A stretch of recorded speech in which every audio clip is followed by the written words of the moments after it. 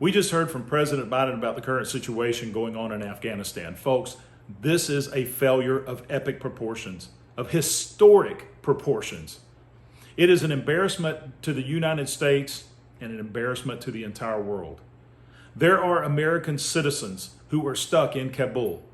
Some that could see the airport, but they can't get to the airport. Look, we have people on the ground who are reporting what's going on. The news media obviously has more information, credible information, than the President of the United States does.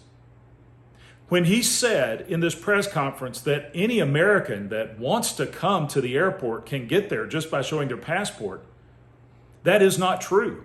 We're hearing reports from people there and on news media that they are being stopped before they can get to the airport. And when they get to the airport, they can't even get in. Now, we also heard yesterday that the French and the British are sending their troops in to get their people and escort them to the airport. But our president says the U.S. military doesn't have the capability to do that. Folks, we are the most capable military in the history of the entire world. If we can go into a foreign nation, into a highly secured bunker, and take out Osama bin Laden, then why can we not send forces in to get American citizens that we know where they are, out of their homes, out of the places that they're in hiding, and get them to the airport? We can. It isn't a matter of capability, it's a matter of will. And this president does not have the will to do what needs to be done. He says that we're negotiating with the Taliban to ensure the security of Americans getting to the airport, but at the same time, he says he doesn't trust the Taliban. He says that they had no idea that this is what would happen if we pulled American forces out.